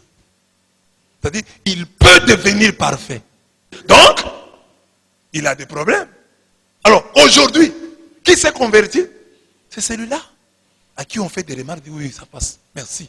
Si tu es capable d'accepter ça, tu t'es converti. Si tu es capable de dire oui, c'est vrai, tu as raison, tu t'es converti. Mais si tu as toujours des raisons à avancer quand on te fait la remarque, tu ne t'es pas encore converti. Tu as mal préparé, maman. Ton mari dit c'est mal préparé. Tu crées des problèmes. C'est mal préparé. Merci beaucoup, je ne veux plus préparer. Va là où on prépare bien, tu vas aller manger là-bas. Ah, papa, maman, c'est une remarque. Et le papa, pour te faire la remarque, t'as même appelé chérie. Hein, c'est pas bien préparé, prochainement fais un peu d'effort. Il t'a appelé chérie et il a fait la remarque. Ah, on sait vous les hommes, quand vous commencez à mépriser nos repas, c'est que vous avez trouvé des endroits où vous commencez à manger. On vous connaît, on vous connaît. On l'a, c'est qui? Amen. Tu as mal préparé le mari qui mange, il dit que c'est pas bon. Dis oui, merci, mon mari, je m'amenderai à la prochaine. Je ferai mieux à la prochaine. Ça arrive. D'ailleurs, si toi-même, après avoir préparé, tu goûtes seulement, tu sens que c'est trop salé, commence toi-même par dire, ah chérie, vraiment, pardonne-moi. Il y a trop de sel, je ne sais pas même si tu vas manger. En tout cas, pardonne-moi. Tu verras que ton mari mangera. Il va dire non, ça passe quand même. Parce que tu as été la première à reconnaître. Mais quand tu commences, tu sais qu'il y a du sel et tu l'attends au tournant qu'il fasse seulement la remarque. Je vais me défendre ici. Je vais me défendre. Il y a du sel. Quel sel? Quel sel? Et elle va venir à l'église, elle prie, elle pleure. Tu n'es pas converti. Une personne convertie sait que je suis perfectible. C'est-à-dire, c'est comme quelqu'un qui m'écrit là, quand j'ai parlé d'histoire ici de 38 000 francs. Il dit non, il faut vérifier avant de parler. J'ai dit mon cher, la Bible même a des erreurs, seulement moi. La Bible même se trompe. Seulement moi. Dis à ton voisin, la Bible même se trompe. Qui est la parole de Dieu? Seulement moi. Je peux me tromper. C'est tout à fait normal, je suis un homme. Je peux me tromper. La Bible se trompe. Des lieux, des dates. La Bible se trompe sur beaucoup de points. Sur le plan historique, hein, pas sur le plan de son message. La Bible ne peut pas se tromper quant à son message. C'est-à-dire, Dieu nous aime, Dieu nous sauve. Là, la Bible ne se trompe pas. Mais la Bible, en nous parlant de Dieu, touche aux aspects, comme moi je l'ai fait ici, en vous parlant de Dieu, je touche aux aspects politiques, je peux toucher aux aspects médicaux, je peux toucher aux aspects économiques, culturels. Là, je peux me tromper. Je prends un exemple en médecine. Je peux me tromper en prenant, parce que je ne suis pas médecin. La Bible aussi, la même chose. La Bible, par exemple, dit que le lièvre est un ruminant. Alors que nous, à l'école, nous avons appris que le lièvre est un rongeur. C'est une erreur sur le plan scientifique. Mais ce n'est pas ça le message de la Bible. La Bible n'est pas un livre de zoologie. La Bible n'est pas un livre d'histoire. Elle peut se tromper. Au lieu de parler d'Elimelech, elle peut parler d'Abiatar et vice-versa. Alors, ce sont des erreurs dans le domaine qui n'est pas le sien. Parce que Dieu a parlé à des hommes avec leur connaissance. C'est comme moi ici. Si Dieu me donne un message, mais je ne connais pas l'anglais, je ne veux pas bien parler anglais. Si j'essaie de parler anglais ici, les Anglais ne vont rien comprendre. Tu as un travail, un ministère qu'on t'a donné. Quelqu'un peut te dire non, c'était pas bien. Là, on ne fait pas comme ça. Quand quelqu'un converti, il accepte. Oui, oui. Merci pour la remarque. C'est ça. La relation à la vérité. Jésus-Christ est la vérité. Le diable est le mensonge. Donc, quand tu as quitté, tu as changé de maître. Quand tu te convertis, tu changes de maître. Tu quittes le père du mensonge, tu embrasses la vérité. Le chemin, la vie et la vérité, Jésus-Christ. Donc, tu deviens ami de la vérité. Quand on te dit la vérité, c'est vrai, ça fait mal. Tu dis oui, oui, tu as raison. Là, tu as raison. Même si sur le coup, tu peux mal accepter cela. Mais quand tu rentres chez toi à la maison, tu dis non, tu avais raison. Ce que tu as dit hier, là, tu avais raison. Quand je suis allé à la maison, j'ai médité, j'ai trouvé que tu avais raison. Là, tu es vraiment converti. Parce que quand tu aimes le mensonge, tu es encore sous la coupe du diable. Tu ne peux pas casser, tu ne peux pas briser la malédiction, tu peux briser le signe indien. Pourquoi? Akab a eu des problèmes avec les prophètes. Il avait du mal à accepter la vérité. Il n'aimait pas la vérité. Naboth lui a dit non, non, ça c'est ma vigne, je ne peux pas la vendre. Lui ne voulait pas ça. Il voulait que quelqu'un la prenne pour lui et la vende. Ou l'arrache. À qui de droit? Amen. En te déguisant. Ne te leur pas d'illusion en te déguisant. Hein? Akab, le roi d'Israël, aimait tellement le mensonge que, contrarié par la vérité de Michée, il ordonna ceci: saisissez Michée et remettez-le à Amon, gouverneur de la ville, et au fils du roi Joach. Vous leur direz: ainsi parle le roi, mettez cet homme en prison et nourrissez-le strictement de pain et d'eau jusqu'à ce que je revienne sain et sauf. Michée dit: si tu reviens sain et sauf, c'est que Yahweh n'a pas parlé par ma bouche. Ah, papa, un prophète te dit clairement comme ça, toi tu vas en guerre. Tu engages un bras de fer avec un homme de Dieu. Il te dit ne va pas, tu vas mourir. Toi tu t'entêtes. Je vais y aller. Et il dit je vais revenir sain et sauf. Le prophète lui dit si tu reviens sain et sauf, c'est que Yahweh n'a pas parlé par ma bouche. 2 Chroniques 18, 26 à 27. Parti en guerre, Akab le roi d'Israël, dit à Josaphat, roi de Juda, je me déguiserai pour marcher au combat. Mais toi, revêt ton costume. Ah! Pourquoi? Moi, j'ai rêvé mon costume de roi. Et toi, tu te déguises. Oh. Peut-être parce qu'il savait que c'est lui qu'on cherchait. Mais peut-être aussi pour créer des problèmes à Josaphat. Le roi d'Israël se déguisa et ils marchèrent au combat. Le roi d'Aram, c'est-à-dire le roi de Syrie, avait donné cet ordre à ses commandants des chars. Vous n'attaquerez ni petit ni grand, mais seulement le roi d'Israël. Toute la guerre là est organisée pour attraper Akab. C'est celui-là que vous devez attaquer, le roi d'Israël. Ça, c'est quel type de guerre? Toute une guerre entre Akab et Akab seul. Lorsque les combattants des chars virent Josaphat, il était en costume royal. Ils dirent, c'est le roi d'Israël. Et ils concentrèrent sur lui le combat. Dit, le roi est là. Regarde, il porte le costume royal. Ils concentrèrent sur lui le combat. Mais Josaphat poussa son cri de guerre. Il en avait un. Yahweh lui vint en aide. Et Dieu les entraîna loin de lui. Amen. Lorsque les commandants des chars virent que ce n'était pas le roi d'Israël, ils s'éloignèrent de lui. Ils pouvaient le confondre. Pourquoi pour lui, on n'a pas lancé la flèche? Parce qu'ils ont vu de loin que c'était le roi d'Israël. Ils pouvaient lancer une flèche mortelle contre lui. Mais regardez comment Dieu arrange les choses pour qu'il se concentre sur lui et pour qu'il remarque que ce n'était pas le roi d'Israël. Quand ce n'est pas ton jour, ce n'est pas ton jour. Quand Dieu a dit tu ne mourras pas, tu ne mourras pas. Parce que le costume lui créait déjà des problèmes. Le costume qu'il avait porté l'exposait à la mort. Le roi d'Israël, avec qui il avait conclu l'alliance, voulait lui créer des ennuis. Il a dit, toi tu gardes le costume. Moi je me déguise. Si on vient te tuer, on va te tuer toi. Moi on ne va pas me voir. On va me considérer comme un kidam. On va me laisser passer. Mais toi, quand tu es en costume, on va t'attaquer. Mais écoutez maintenant la suite du texte.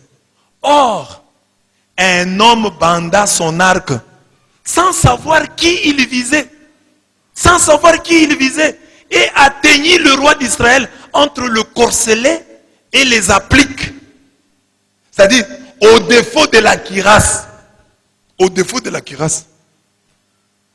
Parce que la cuirasse, c'est comme une veste de fer qu'on porte. Mais pour la porter, elle doit avoir un endroit où il y a une sorte de bouton. Mais cet endroit-là, où il y a une sorte de bouton, c'est en fer. Donc, une flèche peut entrer par là. Mais alors, il faut de la précision. Au millimètre près pour entrer. Il faut une grande précision. Mais regardez cet homme qui lance sa flèche sans savoir qui il visait. Et la flèche, tel un signe indien, passe par le défaut de la cuirasse et tue le roi d'Israël. Le signe indien le poursuivait. Et il n'a pas su le casser. Il n'a pas su le briser. Il n'a pas su le vaincre. J'ai dit ici, quand c'est ton jour, c'est ton jour. Quand ce n'est pas ton jour, ce n'est pas ton jour. Tu peux porter le costume royal. Tu vas à la guerre et on veut tuer le roi. Mais on arrive près de toi, on ne te tue pas. Mais tu ne portes pas le costume royal. Tu t'es déguisé en un kidam, en n'importe qui, en un simple soldat. Une flèche perdue va te tuer. Une flèche perdue va te tuer. C'est pourquoi nos vies sont entre les mains de Dieu. C'est pourquoi honneur et gloire soit rendu au Seigneur. Car le jour où il décide de te livrer, mon frère, même une chèvre va te mordre et tu vas mourir. Et les gens ne vont pas comprendre. Il a été mordu par qui? Par une chèvre. Ah bon? Les chèvres mordent aussi les gens et les tuent. Oui. La morsure de la chèvre va devenir venimeuse. Lorsque les commandants des chars virent que ce n'était pas le roi d'Israël, ils s'éloignèrent de lui. Or un homme banda son arc sans savoir qui il visait et atteignit le roi d'Israël entre le corselet et les appliques au défaut de la cuirasse. Celui-ci dit au charier: tourne bride et fais-moi sortir de la mêlée, car je me sens mal. Mais le combat se fit plus violent ce jour-là. Le roi d'Israël jusqu'au soir resta debout sur son char en face des Araméens, et au coucher du soleil, il mourut. On n'a même pas eu le temps de le sortir de la mêlée. On n'a même pas eu le temps de le sortir de la mêlée. Ça, c'est 2 Chroniques 18, 29 à 34. Le texte est très beau. Akab se déguise, mais une flèche sortie de nulle part mit un terme à sa vie. Josaphat, qui avait été confondu à Akab, eut la vie sauve grâce à un cri de guerre, et ses ennemis s'éloignèrent de lui. Ils virent que ce n'était pas le roi d'Israël, sans soupçonner qu'il était le roi de Juda. On pouvait le tuer même en confondant. Mais la grâce de Dieu était sur lui. On ne le tua pas.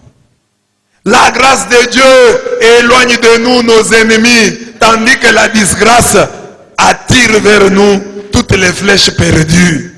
Le mauvais sort connaît les défauts de nos cuirasses. C'est ça le combat d'Achille. Le tendon ou le talon d'Achille. Achille était invulnérable partout, sauf au talon. Et pendant la guerre, quelqu'un découvrit cela et lança une flèche juste au talon. Le talon qui était vulnérable. Il était invulnérable partout. Une flèche ici, il ne meurt pas. Une flèche ici, il ne meurt pas. Une flèche ici, il ne meurt pas. Alors on a dit, toi, le point faible, c'est le talon. Or, quand vous allez en guerre, personne ne peut penser d'atteindre au talon. C'est d'abord un exercice très difficile. Mais ce jour-là, Paris dit, je vais l'atteindre au talon. Il découvrit le défaut de sa cuirasse. La cuirasse, c'est la veste en fer que tu portes. Mais il y a quelqu'un, quand le mauvais sort te poursuit, quand tu es poursuivi par un signe indien, quelqu'un va découvrir ton talon d'Achille. Quelqu'un va découvrir ton point faible. Quelqu'un va découvrir les défauts de ta cuirasse. Voilà pourquoi nous prions, pour que le Seigneur nous aide. Nous tous tels que nous sommes ici, nous avons toujours un défaut de cuirasse. Il y a toujours un défaut dans ce qui nous protège. Voilà pourquoi nous devons renoncer à nos cuirasses et faire de l'Éternel seul notre protection, notre bouclier, notre cuirasse. Parce que lui, il n'a pas de défaut. Lui, il n'a pas de défaut. Amen. Nous devons aussi demander à Dieu, nous référons Josaphat, demander à Dieu de nous donner un cri de guerre. On dit que Josaphat, le texte est beau. Il dit, il poussa son cri de guerre. Ce n'est pas le cri de guerre de tout le monde. Il avait son cri à lui. Amen. Et ton cri de guerre. Et ton cri de guerre. Et je te le donne. C'est Jésus-Christ. Que Jésus-Christ soit ton cri de guerre. Quand tu le pousses, que tes ennemis reculent, qu'ils s'éloignent de toi. Je vous ai parlé ici de la puissance du don de Jésus, témoigné par un sorcier du Nigeria. C'est dans le livre de Jean Plia. Jean Plia raconte qu'un sorcier, il s'est converti par la suite. Il était sorcier, il est allé travailler dans la sorcellerie. Au retour, il se retrouve devant un camp qu'il ne pouvait pas traverser. Alors il s'est souvenu que quand il va dans les églises faire du mal aux chrétiens, il entend les chrétiens qui disent que le nom de Jésus est puissant. Ce jour-là, sorcier, dans la sorcellerie, parce qu'il était bloqué par d'autres sorciers, par des sorciers plus forts que lui. bloqué. Dans le monde des sorciers, Louis sorcier cria aussi le nom de Jésus. Jésus! Et les autres sorciers lui ouvrirent le chemin. Il passa. C'est ça qui l'a converti. Il s'est dit, moi sorcier, j'ai appelé le nom de Jésus et il m'a ouvert le chemin. Maintenant, si je me convertis, je commence à invoquer ce nom. Qu'est-ce que je ne peux pas obtenir? Dis Jésus! Au lieu de crier quand tu as un problème, maman! Papa! Crie Jésus! C'est ça ton réflexe. Parce que tout le monde n'a pas ce réflexe-là. Tout le monde a le problème. Hey! Il poussa son cri de guerre. Il en avait un. Quel est ton cri de guerre? Ton cri de guerre, c'est maman, papa, aïe. Amen. Dis Jésus.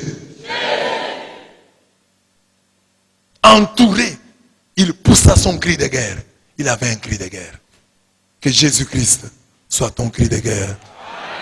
Car la Bible dit, quand le nom de Jésus est prononcé, tout genou fléchit. Tout genou fléchira quand on parlera de Jésus. Quand on dit Jésus, tous les genoux fléchissent. Et ce réflexe-là, tu peux penser que ce n'est pas une prière, mais Josaphat a été sauvé par son cri de guerre.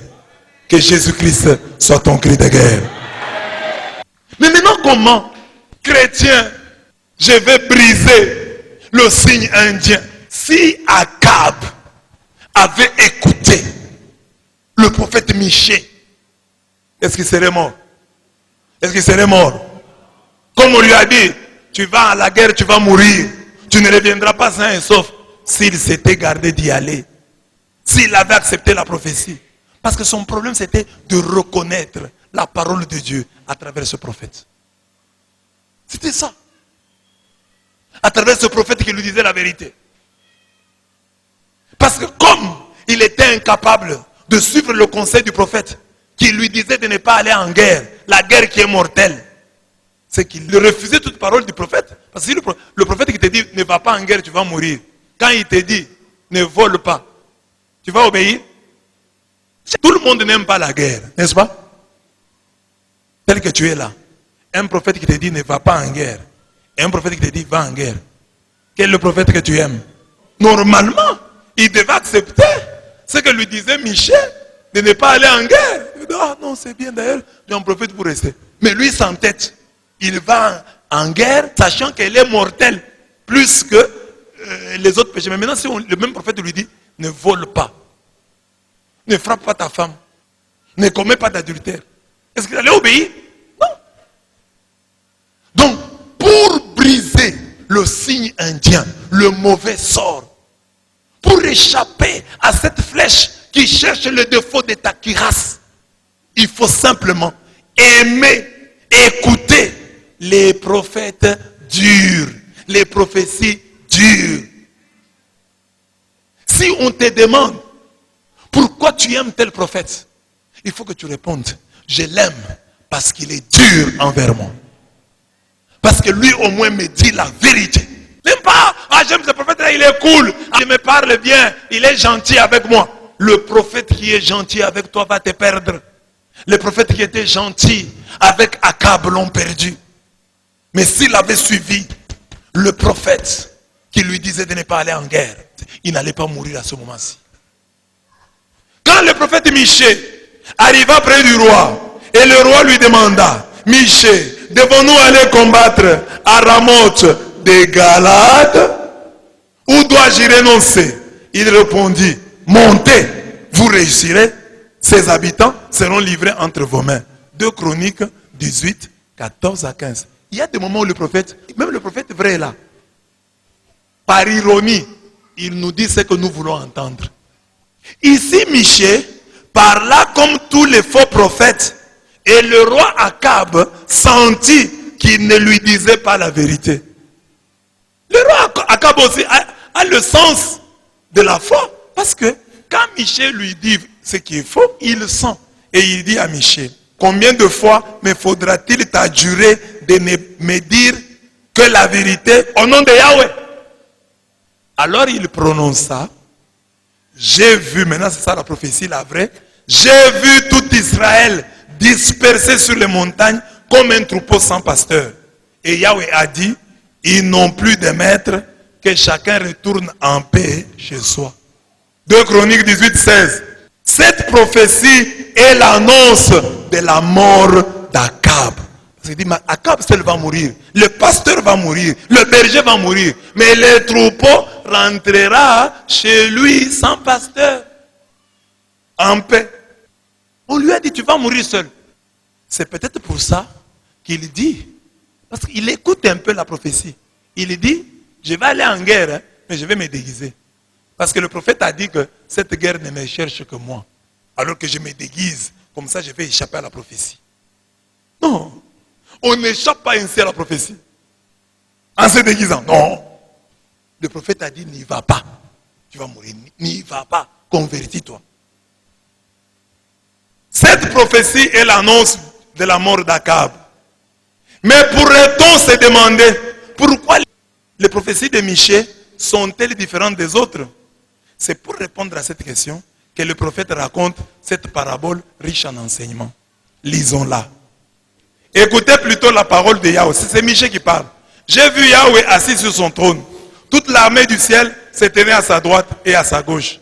Yahweh demanda, qui trompera Akab, le roi d'Israël, pour qu'il marche contre Ramoth de Galate et qu'il y succombe?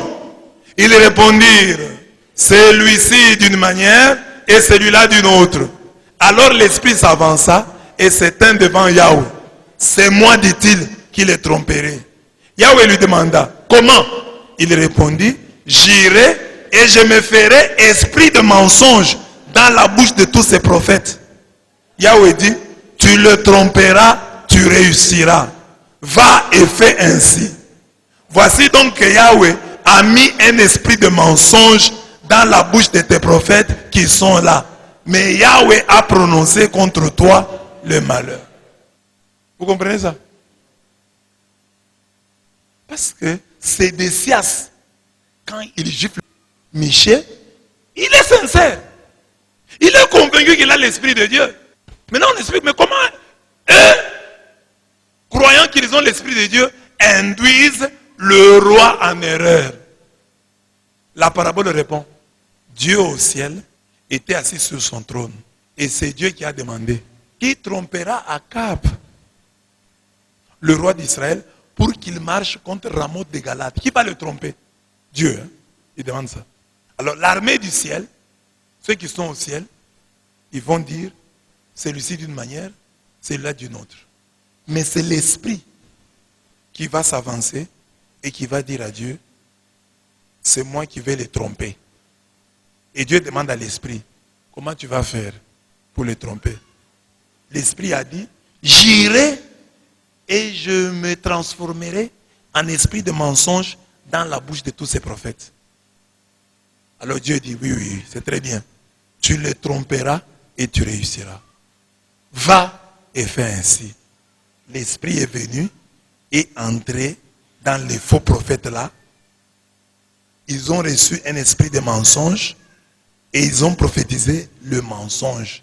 Ce texte nous dit à sa manière que Dieu abandonne au mensonge celui qui n'aime pas la vérité. Comme tu n'aimes pas la vérité, Dieu a tout fait pour te dire la vérité. Dieu va mettre même le mensonge dans la bouche des prophètes. C'est ça que tu aimes. Quand tu aimes le mensonge, on t'a dit la vérité, tu n'aimes pas. Dieu va mettre l'esprit des mensonges dans la bouche de tes prophètes. Comme ça, ils vont te tromper. Celui qui aime les mensonges, Dieu met sur son chemin et autour de lui des amis, des conseillers, des prophètes pour l'induire davantage en erreur. Quand tu n'aimes pas la vérité, sur ton chemin, tu rencontreras beaucoup de fanatiques, beaucoup de flatteurs qui vont t'induire davantage en erreur. Il faut donc être ami de la vérité. Tu veux briser le signe indien. Tu veux vaincre le signe indien, ce mauvais sort qui t'a été jeté. Accepte les prophéties dures. Elles sont plus sûres. Ne cherche pas des assemblées où on te dit des choses que tu voudrais entendre. Va là où on te choque. Va là où on te frappe. Va dans les églises où tu sors mouillé. Et le prophète dur, quel est son message? Il a compris que les gens n'ont pas besoin de sa bonté. Ils ont besoin de la puissance de Dieu. Ne venez pas ici à l'église parce que moi je suis bon. Qu'est-ce que ma bonté? La Bible dit que c'est un vêtement souillé. Vous avez besoin de la puissance de Dieu. Alors ma bonté, laissez-la. Cherchez la puissance de Dieu. Moi je viens ici pour prier. Que la baie soit dure. Ce n'est pas mon problème. Moi je suis venu pour prier. Est-ce que j'ai prié? Oui. Est-ce que ici où je suis, la puissance de Dieu peut-elle me sauver? Oui. Même si le prêtre n'est pas bon, même s'il n'a pas de bonnes paroles, moi je suis venu chercher la puissance de Dieu. C'est Dieu que je cherche. Que Dieu me sauve de la mort qui me guette. Que Dieu me sauve de la pauvreté qui m'enlace. Que Dieu me sauve de la tristesse qui est devenue ma robe. Dieu, on ne le voit pas. Mais la conversion à Dieu se voit dans notre attitude envers la vérité. Que les prophètes libèrent pour notre salut. La tendance générale des impénitents consiste à chercher les prophéties mielleuses, moins exigeantes, qui caressent dans le sens du poil. Les impénitents croient à tout premier venu, qui contredit leurs prophètes. Je m'étonne que vous vous détournez si promptement de celui qui vous a appelé par la grâce du Christ pour passer à un autre évangile. Galates 1, 6. Vous couriez bien. Qui vous a arrêté pour vous empêcher d'obéir à la vérité? Cette influence ne vient pas de celui qui vous appelle. Galates 5, 7 à 8. La vraie conversion loge partout où l'on se retrouve, car on est convaincu d'être en présence d'un prophète de l'Éternel. Donc, si quelqu'un vient ici à l'église, convaincu que je suis un prophète de l'Éternel, que je parle au nom de Dieu, c'est fini pour lui.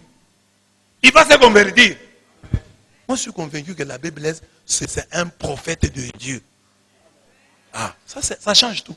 Donc, dès que tu es là, tu crois que je suis un prophète de Dieu, ce que je vais dire, tu vas dire, c'est le message de Dieu pour moi. Et Dieu, pour me parler, passe par lui.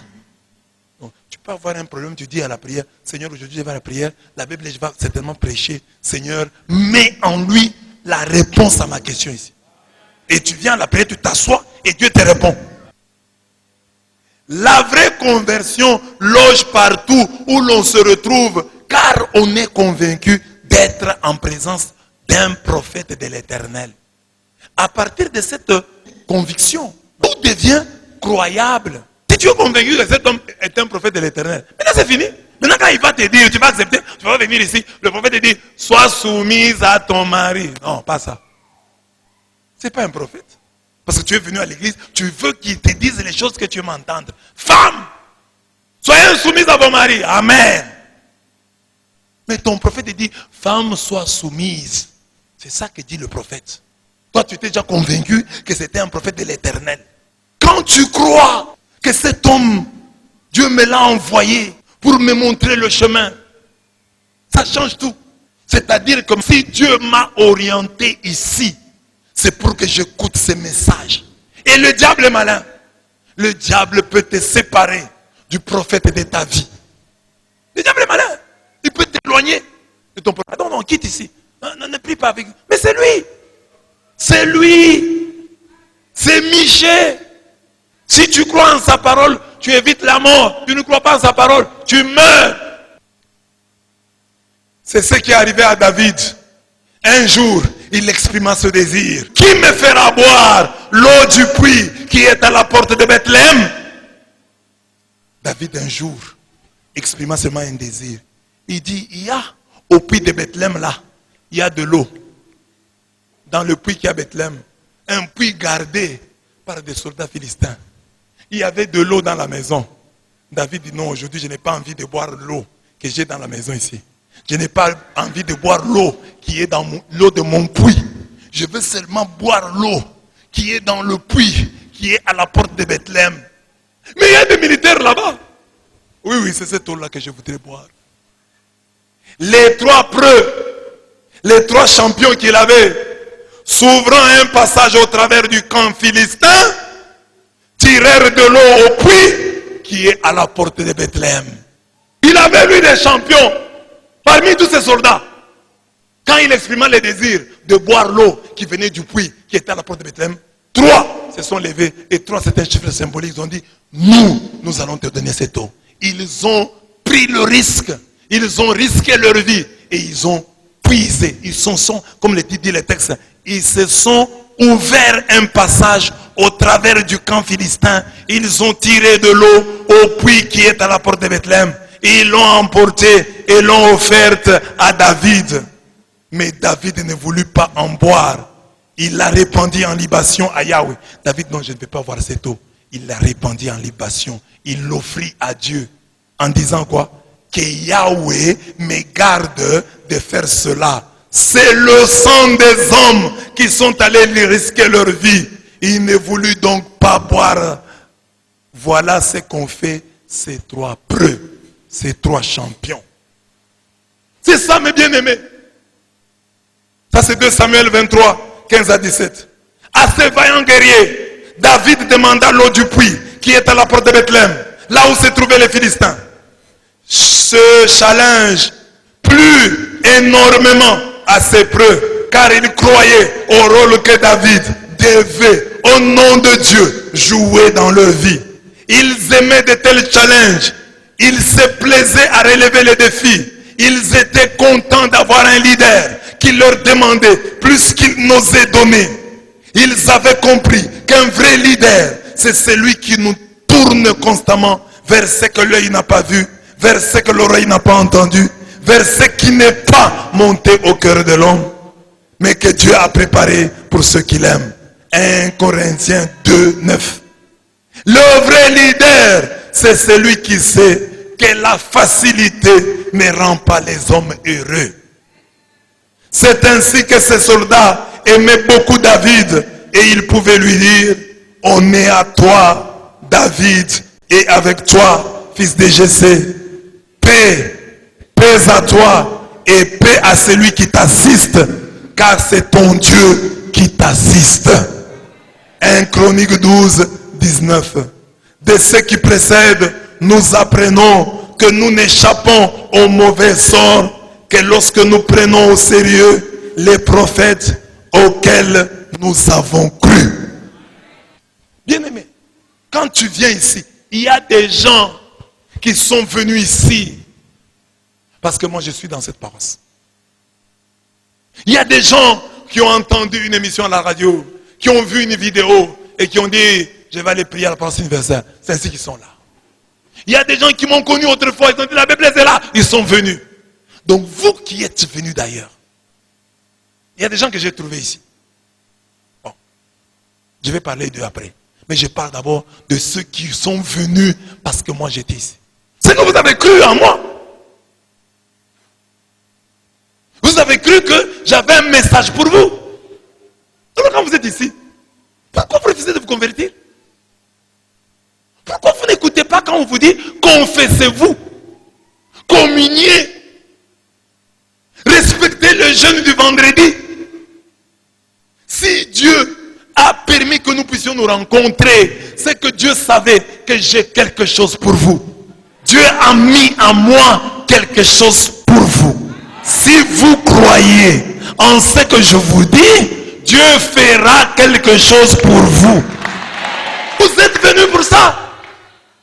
Vous pouviez aller ailleurs. Vous êtes dit, non, je vais là-bas. Je vais écouter les messages de la Bible. Je suis donc votre Michel. Quand je vous bénis, dites Amen. Amen. Mais quand je vous interpelle, dites aussi Amen. Amen. Dieu ne peut pas possibiliser une rencontre si elle n'est pas fructueuse. Si Dieu a permis que toi et moi nous puissions nous rencontrer, Dieu a mis quelque chose pour toi en moi. Pour que je te les donne. Amen. Amen. Même ceux qui nous suivent à travers les vidéos, c'est pas tout le monde. Il y a des gens qui voient nos vidéos, qui zappent, ne veulent pas les suivre. C'est peut-être là, je ne l'aime pas. Mais toi, Dieu t'a donné de nous aimer. Tu vois la vidéo, tu es content. Tu vois la vidéo, tu suis. C'est que dans les vidéos là, Dieu a mis quelque chose pour toi. Même toi qui n'aimes pas là, Dieu t'interpelle. Pourquoi tu n'aimes pas? Pourquoi tu n'aimes pas? Et t'as fait quoi? Michel t'a fait quoi? Non, je ne l'aime pas. Parce qu'il me dit la vérité. Même les autres, vous que j'ai trouvé et qui êtes restés, vous pouvez aussi partir. Mais vous êtes restés. C'est que Dieu sait qu'il a mis en moi quelque chose pour vous. C'est pourquoi vous êtes restés pour recevoir cette chose-là. Mais cette chose-là n'est pas seulement dans les paroles mielleuses que je sors quand je dis que Dieu te bénisse. Il est aussi dans les paroles, dans les messages durs. Quand je te demande, je dis, qui me fera boire l'eau qui est dans le puits, qui est à Bethléem? Tu dois te lever et dire, moi, les choses difficiles qu'il y a dans les enseignements, mets-les en pratique. C'est ça l'eau qui est dans le puits, qui se trouve à la porte de Bethléem. Les choses dans lesquelles tu risques ta vie. David a eu ses preuves. Ces vaillants guerriers qui ont cru en son message difficile. Il veut lui dire, mais David, il y a de l'eau. Je veux boire de l'eau qui vient du puits qui est à la porte de Bethléem. Le puits qui est gardé par les Philistins. Je veux des gens qui prennent des risques, qui étonnent Dieu, qui humilient Satan. Que chaque matin tu viennes à l'église. Quels que soient les problèmes, que tu sois là à temps, parce que toi tu dois être à temps. Mon ministère est un ministère de sacrifice de temps. Dieu m'a envoyé pour dire à vous autres catholiques que vous avez offert à Dieu des bâtiments, que vous avez offert à Dieu de l'argent. Maintenant, Dieu m'envoie avec cette mission. Dites aux catholiques d'offrir à Dieu leur temps. Dieu m'a donné une mission. Apprendre aux catholiques, même ce petit groupe que j'ai, que à Dieu, on peut offrir le temps. Dans l'histoire de l'église, Dieu a envoyé des gens, chacun avec une mission. Il a envoyé Saint François. Oh, je ne me mets pas au même titre que lui, mais Saint François a été envoyé pour nous dire que Dieu, on peut tout lui offrir. C'est un enfant des riches. Il est allé dans l'autre extrême. Il a tout donné. Il a dit même à son père, papa, prends même ton nom. Je préfère maintenant pouvoir dire en toute liberté, notre Père qui est aux cieux. Je ne veux plus dire mon Père tel. J'étais à ce point-là. François d'Assise. Mais c'est l'autre extrême, il est venu nous apprendre ça. Avec Thérèse, Dieu est venu nous apprendre l'abandon total entre les mains de Dieu. Thérèse, quand vous lisez les livres de Thérèse, vous avez même peur. Vous dites, mais ça c'est terrible. C'est ça le christianisme. Non, ça c'est trop. Mais Dieu l'a envoyé pour nous dire ça. Moi aussi, pécheur que je suis, Dieu m'a envoyé dire, toi vas seulement leur dire qu'ils offrent à Dieu le temps. Alors maintenant, si tu crois à ce ministère, même si les occupations t'appellent ailleurs, mais au moins que tu dises, je termine la prière. Le ministère de mon prophète ici, de mon pasteur, c'est offrir à Dieu le temps. Offrons à Dieu notre temps. Offrons à Dieu notre temps. Qui me donnera l'eau qui vient du puits, qui se trouve à Bethléem? Il dit, moi. C'est ça les leaders qui te demandent d'aller au-delà. David avait ses preuves. Ses preuves faisaient déjà du bien. Mais David leur a dit, maintenant, apportez-moi de l'eau qui vient du puits, qui est à la porte de Bethléem. La porte là qui est très bien gardée par les Philistins. Risquez votre vie. Et ces gens ont fait ça. C'est ça que Dieu vous demande. Alors, sont mes brebis que Dieu m'a confiées, ceux et celles qui ont compris ces choses. Qui ont compris, nous avons besoin de prophéties dures pour briser le signe indien. Dans notre vie, il y a le diable qui va et vient, cherchant qui dévorer. Il y a une épée qui cherche le défaut de notre cuirasse. Il y a une flèche qui cherche les défauts de notre cuirasse. Pour échapper à cette épée et à cette flèche, il faut aimer, écouter, obéir aux prophéties dures. Quand le prophète te dit ne fais pas, ne fais pas. Tu dois être même capable de dire ça, mon prophète, même s'il ne m'a pas dit, il n'aime pas ça. Je ne peux pas faire ça. Amen. Parce que Dieu n'a pas permis en vain, pour rien, cette rencontre. Si Dieu a permis que nous puissions nous rencontrer, c'est pour que je vous apporte quelque chose. C'est pour qu'aussi vous m'apportiez quelque chose. Amen. Amen. Maintenant vous avez compris et que Dieu vous aide à briser tout signe indien, tout mauvais sort, toute malédiction qui peut vous suivre. Amen. Acclamons le Seigneur.